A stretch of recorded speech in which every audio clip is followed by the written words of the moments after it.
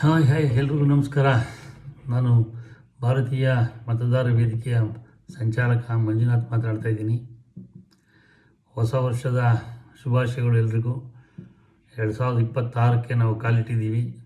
But ಕಾಲಿಡ್ತಿದ್ದಂಗೆ ನಮಗೆ ಒಂದು ಭಾಳ ದುಃಖಕರವಾದಂಥ ಸಂಗತಿ ಅಂದರೆ ಬಳ್ಳಾರಿಯಲ್ಲಿ ನಡೆದಂಥ ನಿನ್ನೆ ಇನ್ಸಿಡೆಂಟ್ ಅಂತ ಹೇಳ್ಬೋದು.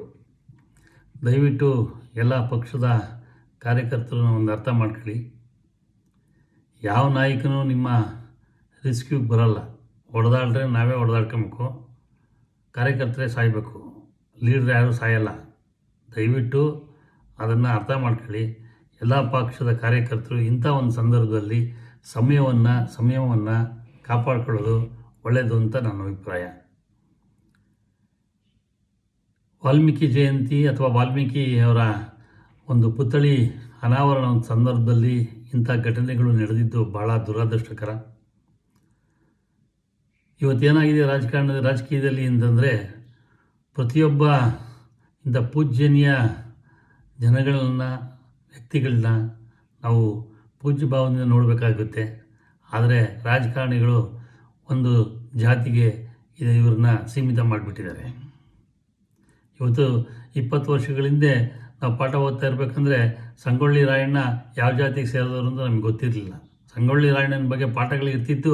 ಸಂಗೊಳ್ಳಿ ರಾಯಣ್ಣನ ಪರಾಕ್ರಮಗಳ ಬಗ್ಗೆ, ಸಂಗೊಳ್ಳಿ ರಾಯಣ್ಣನ ದೇಶಭಕ್ತಿ ಬಗ್ಗೆ ನಾವು ಓದಿದ್ವಿ. ಇವತ್ತೇನಾಗಿದೆ, ಸಂಗೊಳ್ಳಿ ರಾಯಣ್ಣ ಒಂದು ಜಾತಿಗೆ ಸೀಮಿತ ಆಗಿಬಿಟ್ಟಿದ್ದಾರೆ. ಇದು ರಾಜಕಾರಣಿಗಳು ಮಾಡಿದ, ಜನಗಳು ಮಾಡಿದ್ದಲ್ಲ, ಅಥವಾ ಆ ಜಾತಿಯವ್ರು ಮಾಡಿದ್ದಲ್ಲ. ಸಂಘಟನೆಗಳು ಅಥವಾ ಈ ಏನು ರಾಜಕಾರಣಿಗಳು ಅಂತ ಹೇಳ್ತೀವಿ, ರಾಜಕಾರಣಿಗಳು ಅವರ ಜಾತಿಗೆ ಸೀಮಿತ ಮಾಡಿದ್ರು. ಅದೇ ರೀತಿ ವಾಲ್ಮೀಕಿಯವರು ರಾಮಾಯಣ ಬರೆದಿದ್ದು ಎಲ್ಲರೂ ಒಳ್ಳೆಯದಾಗಲಿ ಅಂತ, ಎಲ್ಲರೂ ಓದಲಿ, ಅದನ್ನು ಫಾಲೋ ಮಾಡಲಿ ಅಂತ ಹೇಳ್ಬಿಟ್ಟು. ಬಟ್ ಇವತ್ತು ಆ ತತ್ವಗಳನ್ನ ಅನುಸರಿಸ್ಕೊಳ್ಳಿ ಅಂತ ಹೇಳ್ಬಿಟ್ಟು, ರಾಮನ ಗುಣಗಳನ್ನ ತಿಳ್ಕೊಳ್ಳಿ ಅಂತ ಹೇಳ್ಬಿಟ್ಟು. ಆದರೆ ಇವತ್ತು ವಾಲ್ಮೀಕಿಯವರು ಈ ಒಂದು ಜಾತಿಗೆ ಸೀಮಿತ ಆಗಿ ಮಾಡ್ತಾ ಇರೋದು ಭಾಳ ಬೇಜಾರಿನ ಸಂಗತಿ.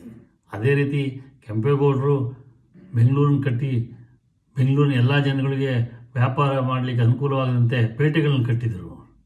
ಇವತ್ತು ಕೆಂಪೇಗೌಡರು ಸಮಾಧಿನೂ ಅನಾಥವಾಗಿದೆ. ಸರ್ಕಾರ ಹೇಳ್ತಾ ಇದೆ 5 ಕೋಟಿ ಕಟ್ಟಿದ್ದೀನಿ, 3 ಕೋಟಿ ಕೊಟ್ಟಿದ್ದೀನಿ ಅಂತ. ಅದು ಯಾರು ಅಭಿವೃದ್ಧಿ ಮಾಡೋರು ಇಲ್ಲ. ಇವತ್ತು ಕೆಂಪೇಗೌಡರು ಒಂದು ಜಾತಿಗೆ ಸೀಮಿತ ಆಗಿಬಿಟ್ಟಿದ್ದಾರೆ. ಚೆನ್ನಮ್ಮಾಜಿ ಹೋರಾಟ ಮಾಡಿದ್ದು ಒಂದು ದೇಶಕ್ಕೋಸ್ಕರ, ಅವರೊಂದು ಜಾತಿ ಸೀಮಿತ ಆಗಿಬಿಟ್ಟಿದ್ದಾರೆ. ದಯವಿಟ್ಟು ಜನಗಳು ಅರ್ಥ ಮಾಡ್ಕೊಳ್ಳಿ. ಈ ರಾಜಕಾರಣಿಗಳು ನಮ್ಮ ಜಾತಿನಲ್ಲಿ ಒಳಗೆ ತಂದು ನಮ್ಮನ್ನು ಇಬ್ಬಾಗ ಮಾಡ್ತಾ ಇದ್ದಾರೆ. ಇಬ್ಬಾಗ ಮಾಡೋದ್ರಿಂದ ಈ ಪರಿಸ್ಥಿತಿಗಳಾಗ್ತದೆ. ಅಂಬೇಡ್ಕರ್ ಅವರು ಎಲ್ಲರೂ ಪ್ರೀತಿಸ್ತಿದ್ರು, ಎಲ್ರಿಗೂ ಸಂವಿಧಾನ ಬರೆದರು. ಬಟ್ ಅವತ್ತಿನ ಆಗಿದ್ದ ಸಾಮಾಜಿಕ ಒಂದು ಏರುಪೇರುಗಳನ್ನ ಅವರು ವಿರೋಧಿಸಿದರು. ಅದು ಅವತ್ತಿನ ಅವಶ್ಯಕತೆ ಇತ್ತು. ಅದು ಹಂಗಂತ ಹೇಳ್ಬಿಟ್ಟು ಅವ್ರನ್ನ ಒಂದು ಜಾತಿಗೆ ಸೀಮಿತ ಮಾಡೋದು ಒಳ್ಳೆಯದಾ?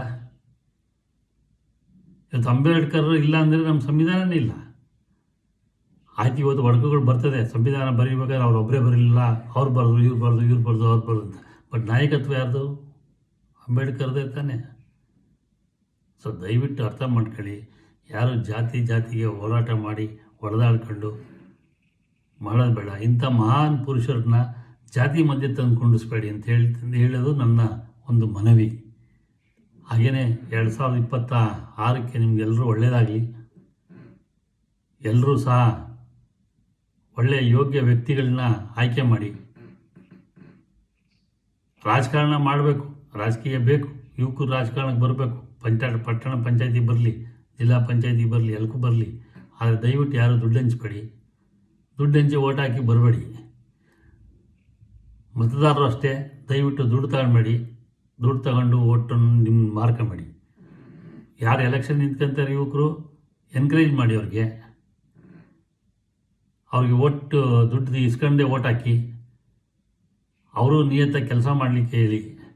ಯಾರು ನಿಂತ್ಕೊತಾ ಇದ್ದೀರಿ ನೀವು ಯುವಕರಲ್ಲಿ, ನೀವು ಸಹ ಓಟನ್ನು ಕೊಂಡ್ಕೊಂಬೇಡಿ, ಮತದಾರರಿಗೆ ಅವಮಾನ ಮಾಡಿ ಅಂತ ಹೇಳ್ತಾ 2026ನೇ ಇಸ್ವಿ ನಿಮ್ಮೆಲ್ರಿಗೂ ಒಳ್ಳೆಯದಾಗಲಿ ಅಂತೇಳಿ ಬಯಸ್ತೀನಿ. ಜೈ ಭಾರತ್.